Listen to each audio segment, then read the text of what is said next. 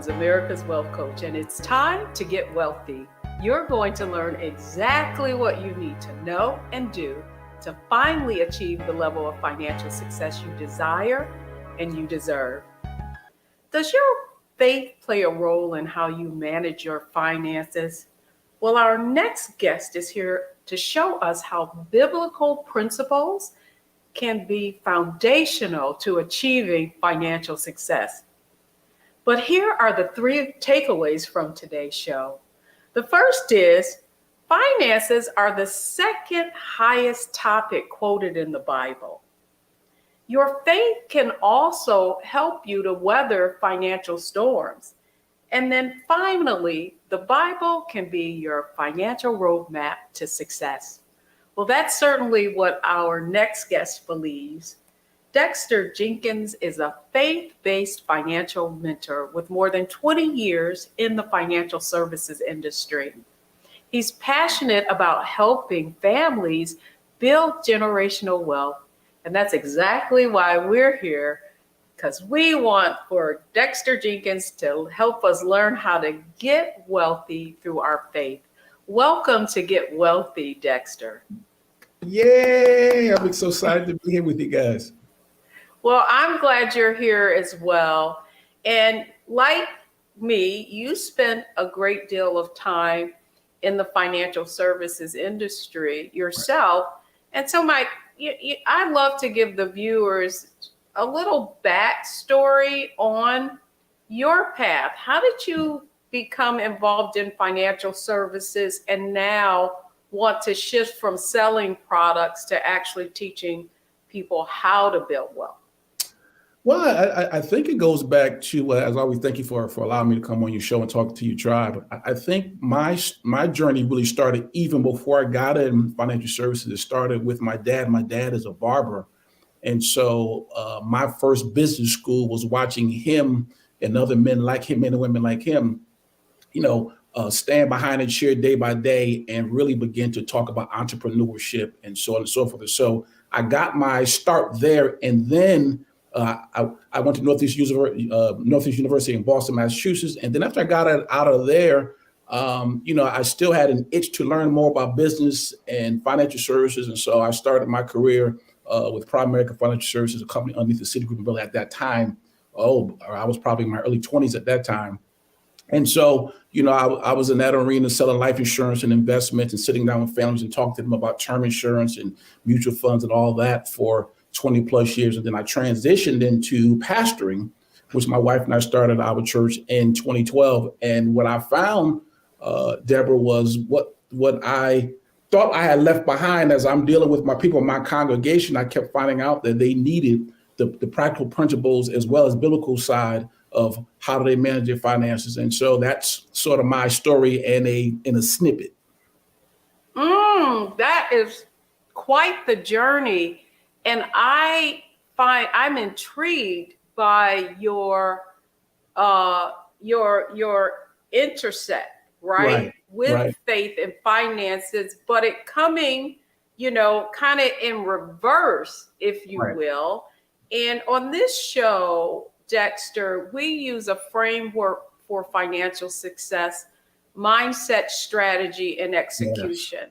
Right. And I want to start with mindset because I think it's very illuminating that we have so many people who are church goers. Right. And as I shared, and I'm sure you will know as a pastor, that money and possessions is the second highest topic quoted in the Bible. Right. And so if that is true, where's the disconnect? When did you realize with your own congregation that they were not maybe achieving, that they were struggling? Let's be real, right?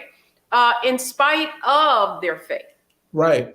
I mean, I started, like I said, we started in 2012. And what began to happen was I began to sense that even though I'm talking about things like prayer, I'm talking about things about reading the word, I'm talking about things like fellowship, I'm talking to members who are dealing with losing their houses, or I'm talking to members who, because of a lack of the handling their finances, and they're working 2 and 3 jobs. And so what I'm finding is that they're not coming to church because they don't have a handle on their finances. And so I recognize that some of the practical skills that I had picked up prior to me pastoring, I needed to bring into our congregation and into my role as a pastor.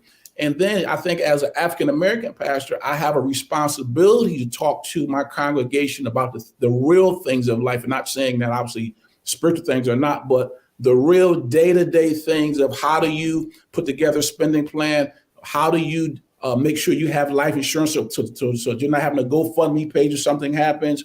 How do you plan for retirement? Because you are not going to work forever. And so I found that that's what I needed to do. And so we've been doing that ever since, probably since 2013, 2014. We spent a significant amount of time talking to people about their finances, their faith and their finances, and showing them how to marry those two successfully. Well, that's exactly where I want to go, because I want to double click on something that I think at some point within the church was very prevalent. Right. And that's the gospel of the prosperity gospel. Right. Name it and claim it. Right. A lot of that we could just believe it and it can become true. And so I'm a Christian. Let me just be clear. And I have had my own faith walk, and also had the opportunity to speak on stages with very prominent pastors. Right. And what I think is like sometimes, and I'm going to stick with mindset here, right, that in our community that there's this disconnect between right, faith and finances, because we're thinking we can just believe it and it could and it shall be given to you, right? Right. If we want to go into scripture. Right. And so I love that you're a pastor, because I would like to go deeper into that mindset that I think many of in our community have, and how to help them understand right, an even greater biblical passage, and that's faith without works is dead. Exactly. Well, I think part of what we have to do if we want to bridge that gap between the spiritual side and the natural side, because that's what we're talking about, is use the Bible as more than just a Sunday book. I've always viewed the Bible as an instruction manual about how to live life on every level, how to handle your finances successfully, how to be a good father, how to be a good husband. And so I've always come to my congregation, anybody I talk to about their faith and their finances, I said, go to the scriptures. As you already quoted, the Bible speaks extensively about scripture, particularly Proverbs, Ecclesiastics, those 2 books in particular where King Solomon wrote, and so I have people spend a lot of time there, because he begins to share with us some of the things that we need to do practically in order to, build wealth. And I think a lot of times what we haven't done in the church is we haven't done a very good job of preparing our people to live. And I always say this, in order to spend eternity with Christ, all you got to do is die. So once you leave here, you're going to be with him. But, what are you going to do in the meantime? Or we come to church on a Sunday. Well, okay, what do I do the other 6 days? And so I think what we have to do is begin to use scriptures, not only for just comforting ourselves on Sundays, but then also what do we do the other 6 days? So the Bible begins to talk about, owning land, and scripture talks about, being aware of co-signing for individuals. And it talks about being diligent as opposed to lazy. Those are things that we need to instill in people's minds that come from scripture, so they can live not only on Sunday, but also the rest of the week. Yeah, I think it's wonderful the way you frame that. Really, I mean, if you think of both aspects of that, only dealing with faith on Sundays, right? When that needs to be throughout the week, as well as finances. And I think from merging the two from a practical and spiritual side, that's the point that you're making. And I want to ask one other question of you, particularly around mindset. Right. If you look at African Americans, our educational attainment has really increased significantly, And I would love to get your thoughts on why do you think just the topic of finances itself is not covered not only in the church, but in our formal education either? Well, I think we confuse our I call it scholastic education with financial education. They're two totally different things. So I can be extremely educated. I can have, advanced degrees, but not know how to budget or not know how to invest in mutual funds or not know how to buy real estate. And so I think we confuse the two. And so I was talking to people, I said, listen, you could be extremely smart. I'm in Boston, Massachusetts, where there are Harvard, MIT, Northeastern, a number of financial institutions, educational institutions around us. But that doesn't mean that you know how to successfully handle money. And then I think also because of the financial trauma many of us, our community come from, we carry that into our finances. Finances, it's really simple. It's dollars and cents, but then there is, I always talk to people about, there are certain beliefs that you have about money. There's certain thoughts that you have around money. There's certain feelings you have around money.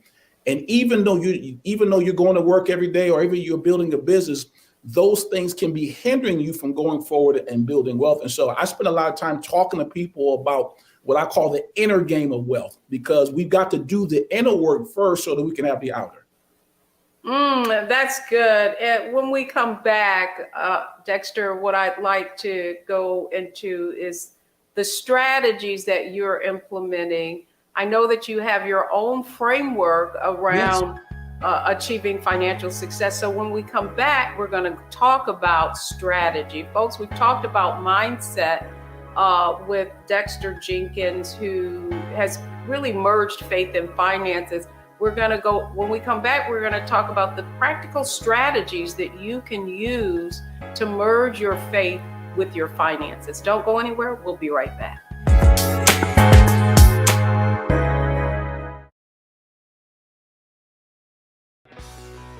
Let's be honest, as successful women, we're crushing it.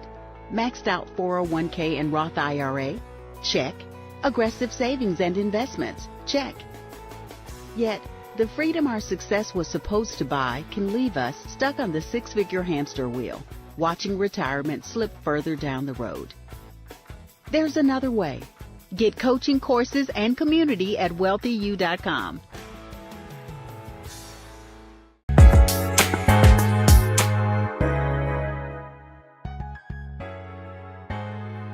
I'm Deborah Owens, America's Wealth Coach, and we're talking how to get wealthy through faith and our finances with Dexter Jenkins. Dexter, welcome back, because now I want to talk about strategy. And what I'm really excited about is you have created an actual framework for financial success, which I think it fits perfectly into this strategy conversation. Right. So share with our viewers your framework for financial success that you've been applying as you are helping families build generational wealth.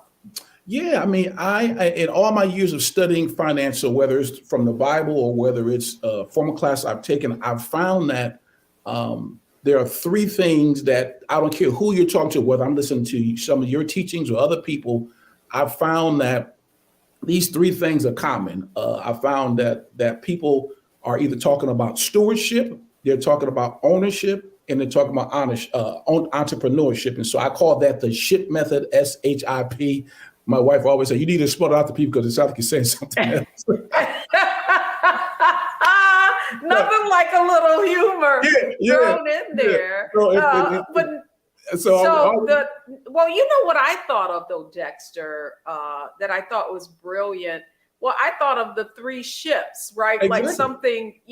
Like something traveling. Exactly. And so I'm fascinated around that framework. So let's talk about the first ship. Right. Let's sail the first ship so that we can get people in the right frame of mind. Well, the first ship is stewardship. And so stewardship really deals with, the successful handling of your dollars. I remember talking to people. I've sat out hundreds I won't say thousands, but I would say easily hundreds of clients during when I was selling mutual funds and all that. And you're really dealing with how do I successfully handle my finance that comes into my hands, And so that's what stewardship talks about. And so we talk about in that framework, we really deal with I call it a spending plan. Other people call it a budget.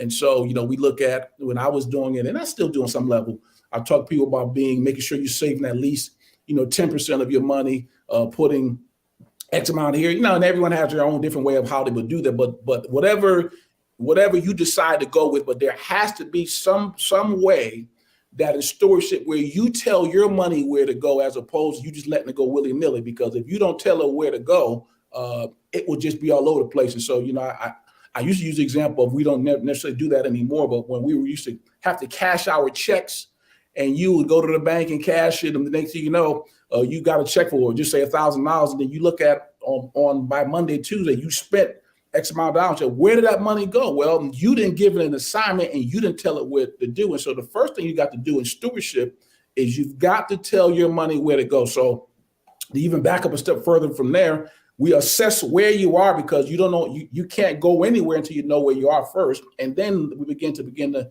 have people put together some sort of spending plan where they're telling their money where to go and what to do. So we're telling that stewardship is telling our money where to sell. I'm going to keep with this.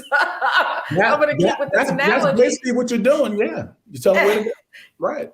Yeah, and I do think also, Dexter, that the way people get tripped up is that they take care of everything. Right. And then there's nothing left over to do the important things. Right. And I would love to get your view on what I call reverse budgeting.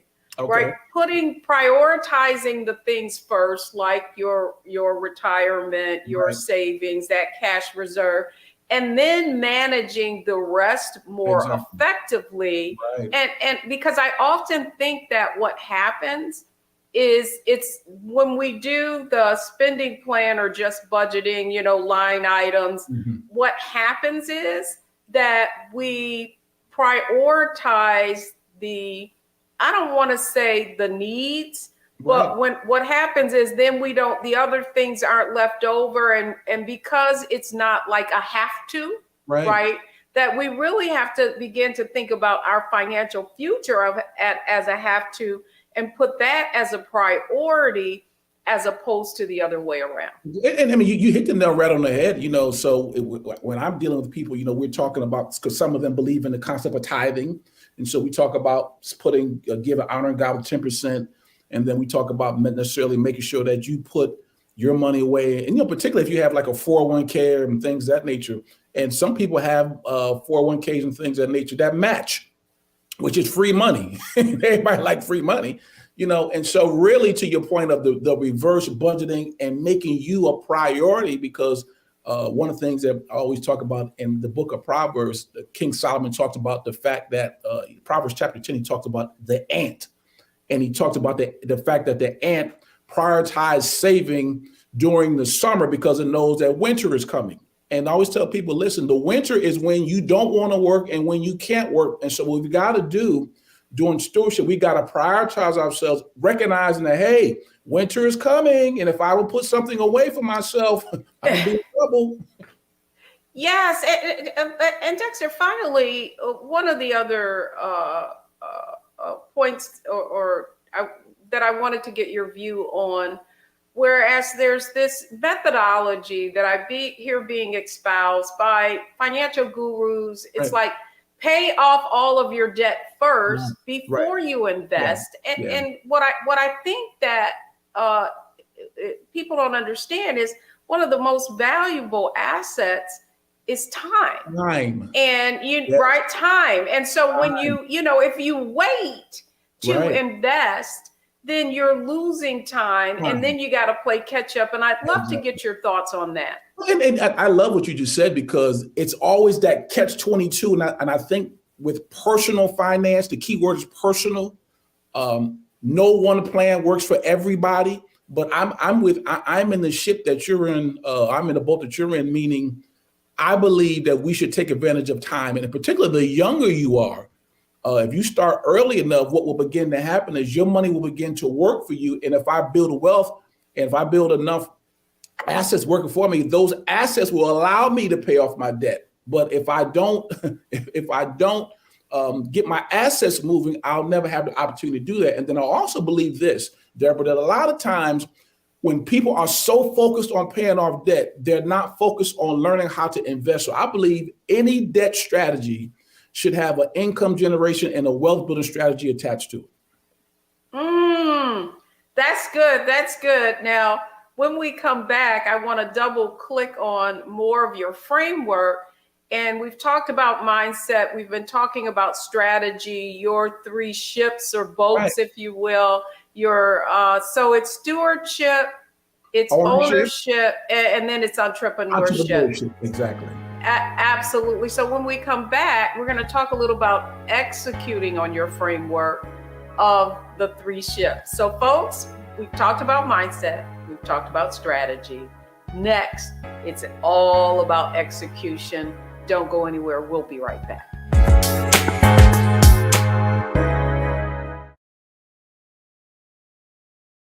We feel the hidden impacts of climate change that land harder in Black, Brown, and Native communities. Not many people talk about it because they clearly don't know our lives. But with President Biden's landmark infrastructure and climate plans, our issues are finally seen. Removing lead pipes means we know our water is safe. Cutting carbon pollution helps our kids breathe easier. 1.5 million new jobs means stable work in communities. The impact we need. Right now. Black Star Network is here. Oh, no punch! I'm real revolutionary right now. Thank you for being the voice of Black America. All momentum we have now, we have to keep this going. The video looks phenomenal. See, there's a difference between Black Star Network and Black-owned media and something like CNN. You can't be Black-owned media and be scared. It's time to be smart. Bring your eyeballs home. You dig?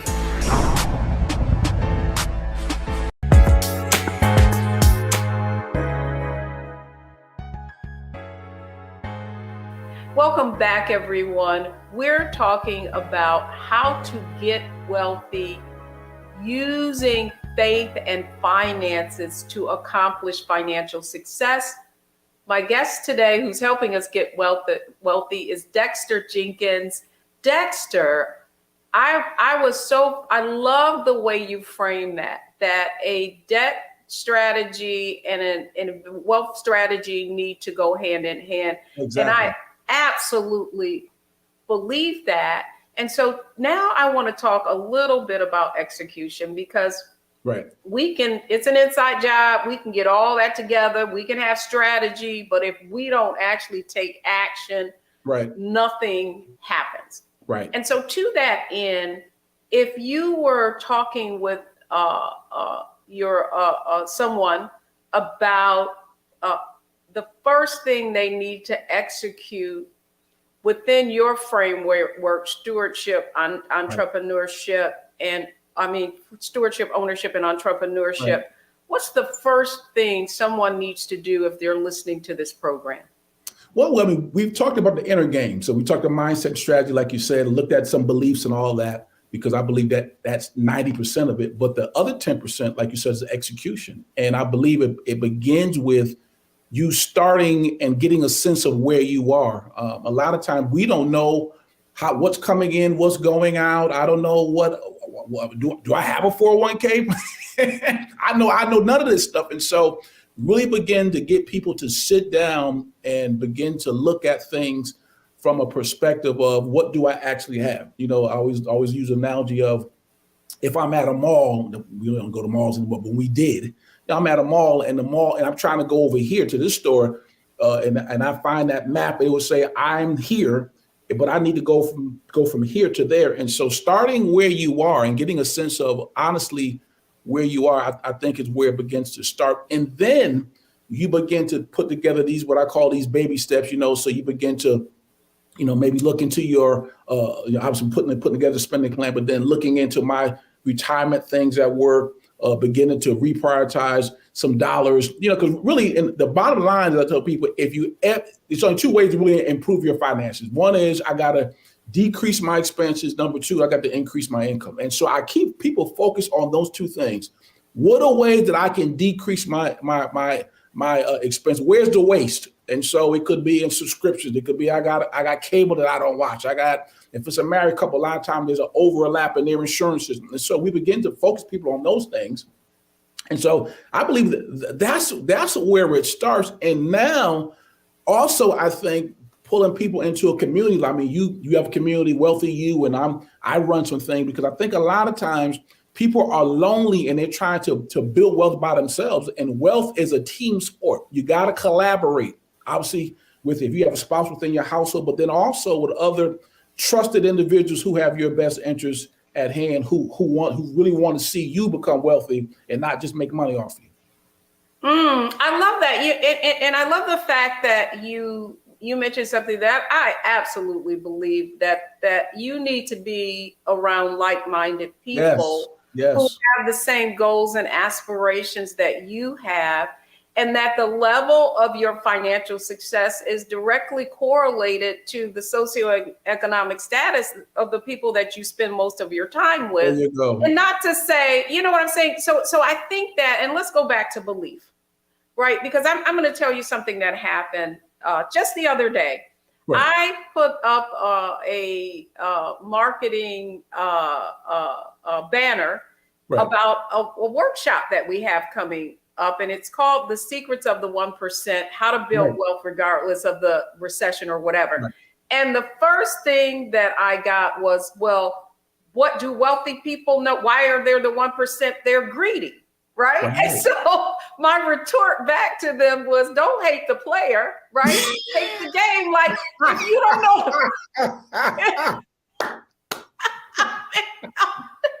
Don't mess with me. I'm from Detroit. So you want to chop it up? Let's chop it up. Right. Right. And so I want to, and I think this is a perfect conversation to have with you, because I think so often it goes right back to our beliefs. Somehow money is evil, somehow wanting to accrue wealth, somehow, why do you talk about it all the time? Well, I'm not talking about the latest reality show. Why can't I talk about this?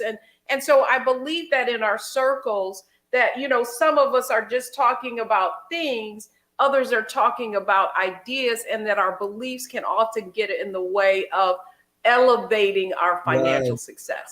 Because that's where it all starts. I spend 99% of my time talking about what do you believe about money? Because it all starts there. See, the mistake that a lot of us make, Deborah, is this. We begin to load people up with information about this is how do you invest in this mutual fund, this is how you buy this real estate. And they don't need to start there. We need to start about what do you actually believe about money? What did you see growing up in your house? What were the messages your mom and dad told you about money, either consciously or subconsciously, because that's dictating how you're operating now. And then, you know, you hit the nail on the head when you said a lot of people have this unconscious, I won't call it hatred, it might be hatred, of people who have money. And so, okay, how can you accumulate money if you hate it, or you hate people who have money? So we've got to straighten out our relationship with money first before we can accumulate it. And Dexter, I do believe also that so much of those beliefs, and I want to come back to faith, right? Like so many, like people have basically misinterpreted what the Bible says. Right. Specifically around money. Right. I love that you bring up Ecclesiastes as well as Proverbs, two of my favorite, books. And within those, within the Bible, there are so many instructions that are so counter to that belief. And so I wonder, especially you as a pastor, why do you think that is? Why do you think that, like, we have this feeling about poverty is good and wealth is bad? Well, I think most of it comes back to, and I don't want to throw any shade on them, but a lot of it comes back to Roman Catholicism, and where the Catholic Church sort of lifted up the fact that poverty was piety and wealth was wicked. And that's carried over a lot into our churches. And so, you know, I'm speaking mostly African-American church because I'm an African-American pastor. Not that I don't have other races in my church, but that's mostly who I pastor. I pastor Black folk. And so you have to deal with that mindset. But it originated, Deborah, from the Roman Catholic Church, because really there are only two and I don't mean to get too theological here, but I want you to. That's the whole point. You can bring this perspective, and I do believe, you know, I do, and that's why I wanted to have this conversation with you, is because you're on the ground dealing with people, pastoring them. They're struggling. They're trying to understand why they're struggling. And we know that I can give you all the practical information. You can go on internet. You can go on YouTube. There's a plethora of information that will show you what you need to do. But whether or not you actually do it is not necessarily whether you have the resources or money. It all begins with belief. Because wealth, as you said, I've said, and I've watched you and heard you talk at different times. You didn't say it, but there are intangibles to everything, and there are intangibles to building wealth. And I believe the biggest one is we have to spend so much time, even when I'm preaching or talking about it. I have to get people's permission to allow me to talk about wealth. And I'm like, why do we need to do that? It's okay for you. God says this. He says he wants you to love him and people. As long as you don't love money, he's fine. But the problem is, but the problem is we have heard messages where, you know, the money is the root of all evil, where there's misquoted, it's actually the love of money is the root of all evil. And so we've grown up and we've heard these messages from pulpits, and we've heard a message from Deacon Johnson and Mother so-and-so, and we've carried that into our day-to-day lives. And I'm like, listen, I have to spend so much time, and people who like me have to spend so much time fighting that off in order to get people to say, hey, listen, as long as you keep God first and you treat people well, God has no problem. Well, matter of fact, he's going to judge us based off of how we handled our finances and how we did some other level.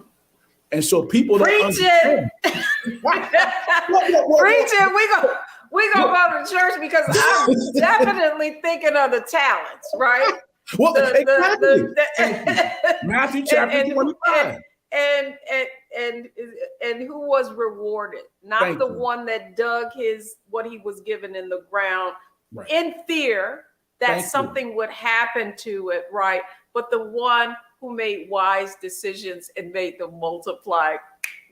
Not like going to church, but when we come back, it's our Analyze, Optimize, Maximize segment. Dexter, I'd like for you to look at this next segment as a lightning round, right? Let's pull everything that we put together around mindset, strategy, and execution with faith and finances in our next segment. So folks, don't go anywhere, because we've talked about mindset, we've talked about strategy, we've talked about execution, and now we're going to talk about what you need to do to really use what you've learned on this program today to accelerate your financial growth. Don't go anywhere, folks. We'll be right back.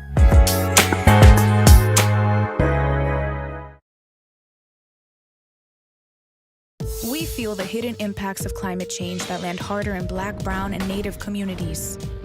Not many people talk about it because they clearly don't know our lives. But with President Biden's landmark infrastructure and climate plans, our issues are finally seen. Removing lead pipes means we know our water is safe. Cutting carbon pollution helps our kids breathe easier. 1.5 million new jobs means stable work in communities. The impact we need right now.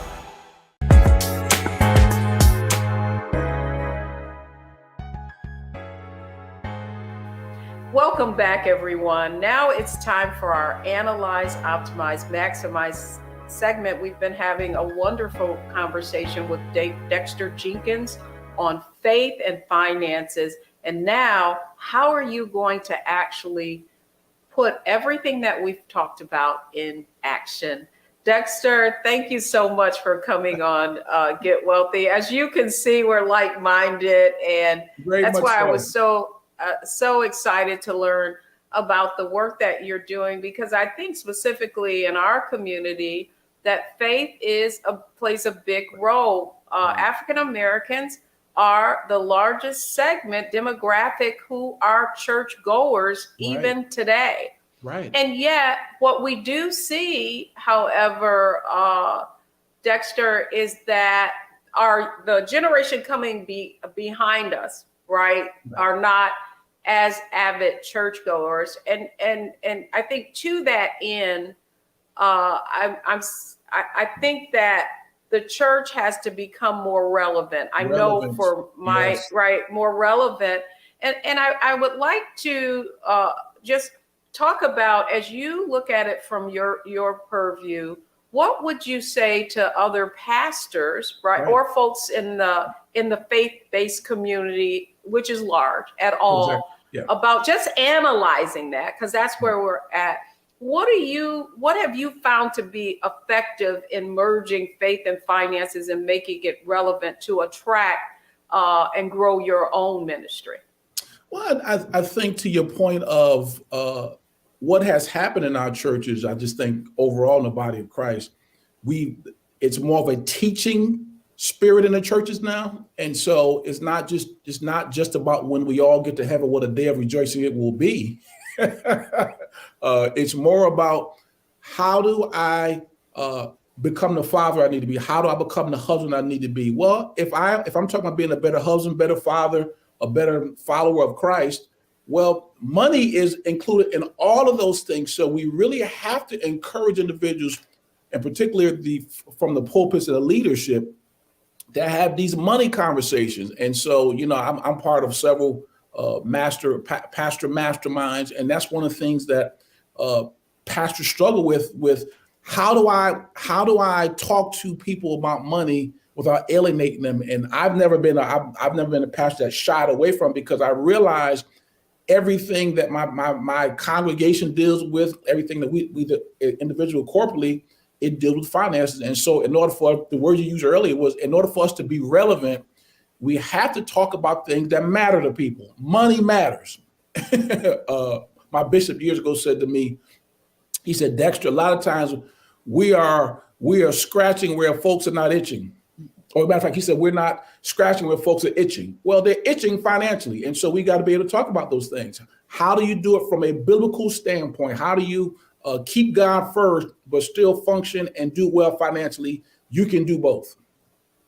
That's great. And the next aspect of what I wanted to talk about was really optimizing the relationship that folk have with the church. A lot of church services, because of COVID, went virtual. Right. And what I found really interesting in the church that I attended, my community, is that membership really didn't decline, that people are finding it in some cases even easier to watch online. But to that end, how can you optimize that faith and finances within the church? Do you host actually like financial programs, financial seminars, financial workshops? Can people get plugged in to the right things through your congregation? Yeah, we've been virtual most of. We are just coming out of a season where we're just beginning to meet again, and so a lot of the things that we did was through YouTube. We did things through StreamYard, and so if people go to our particular church, fellowshipboston.org, and you can find all those things there. But I think just as the body of Christ, I think people have gotten used, because of the pandemic, they've gotten used to doing things on Zoom. They've gotten used to doing things online learning. So I think it's a phenomenal opportunity for us to be able to record shows like this, record seminars, these little, 8, 9, or 10-minute snippets where we can teach things either biblically as well as naturally, and then get it out to people. Because to your point, the world is our congregation now. Now we have a local congregation, but I have people watching me from Jamaica, I have people watching me from Africa, and so I think it's using technology is a phenomenal way for us to be able to get these financial messages out. Oh, I so agree, because I want to talk about maximizing, right, on that audience, and the fact that you have it for so many, and I know myself included, faith is the way that it gives me fuel, it is community, and yet I feel like we can sometimes reject that, yes, which isn't, that change. And really COVID kind of forced, yeah, us to change. And I know that you've created this a framework for stewardship, ownership, and entrepreneurship. And I'm sure there are other, right, congregations who are going to watch this show here on the Black Star Network. And I wondered if you could share maybe some of the actual practical things that you're doing with your teachings within, right, your congregation. Yeah, I mean, and a lot of it we've talked about, the really getting people to see. I like to spend a lot of time, like I said, most of the time mentally dealing with beliefs and thoughts. And so we spend time working through exercise about, what did you see when you were a kid coming up? If you're married, what's your spouse's sort of money personality? What's your money personality? Because if you're married, you're merging money in many respects. And so we spend a lot of time talking to people about that. And then I'm a big real estate guy. And so I began to show people actually how to purchase real estate. And so, all of that takes place within within that framework that we've been talking about this during the show of stewardship, ownership, and entrepreneurship. And so, we have, if people go to my website, dexterbjenkins.com, we have a number of things over there that will allow them to access that, just on the personal side, but then also from my church, we do that as well. And so just really encouraging individuals to be able to use technology and be able to have these conversations the way we're doing it right now is critical. And then finally, the question I have for you is, what do you believe? What is the one thing you believe? And I even want our audience to think about that, because we covered a lot of ground today. We talked about how our faith can and our beliefs can impact whether or not we do what we need to do, that mindset aspect of it is so important.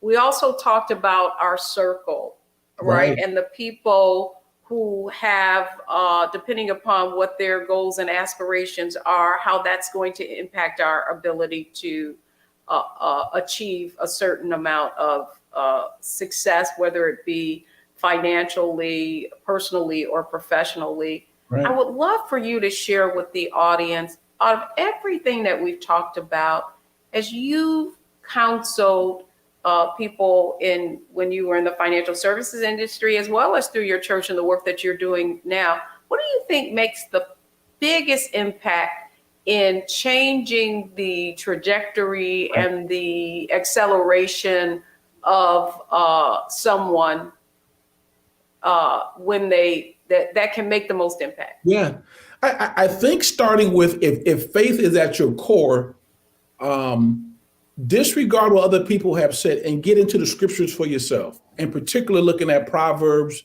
and Ecclesiastes. And if you read through those two books, you will see so much practical financial information that you will say, you know what, God thinks this is important. And then if you begin to read through the teachings of Christ, he talks a lot about finances and practical things. And so I think for people who are now we're coming from a Christian standpoint. Now, people who may watch this may come from another perspective, but even most other religions talk about, things such as finance. And so I think we have to come back to, it all starts with us, with scripture. What do scriptures say about this? And if the scriptures say finances is good, I can talk on that. I mean, I can even start in the book of Genesis, in Genesis chapter 1.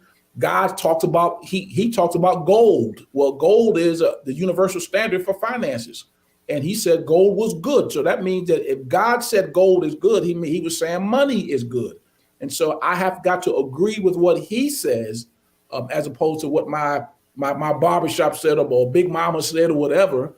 I really got to go back to what the scriptures say. That's the biggest place we got to start.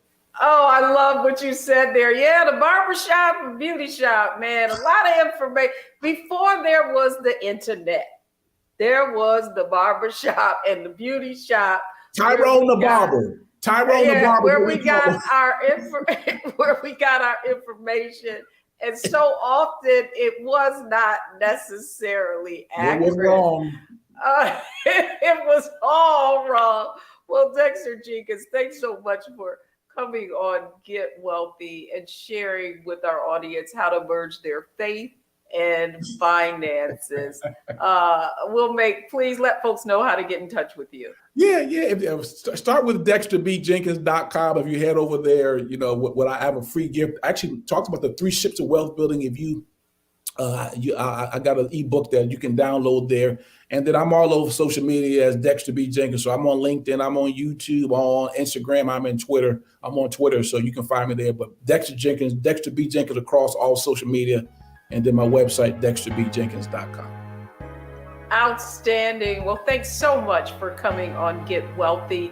And when we come back, the 3 takeaways from today's show. Don't go anywhere. We'll be right back.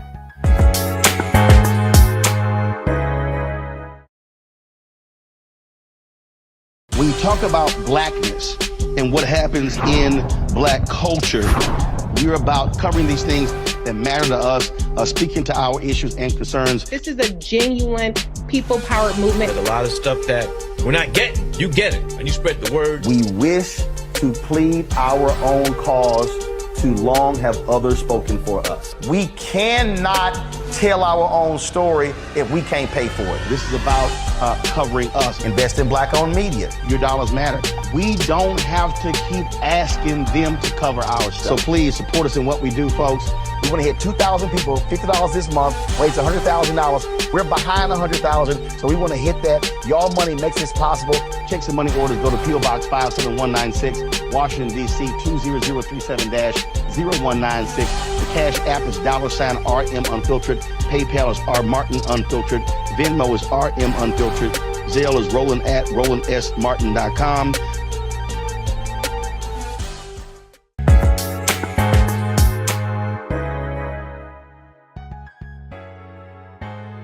I'm Deborah Owens. I hope you enjoyed this conversation about faith and finances with Dexter Jenkins. Here are the 3 takeaways from today's show. First, wealth is an inside job. We behave as we believe. Second, wealth is a team sport. The communities that you surround yourself with will impact your ability to achieve the level of success that you want. And then finally, real wealth is about creating a legacy. So it's never about you specifically. It really is about paying it forward to the next generation. Thank you so much for joining us on Get Wealthy, only on Black Star Network.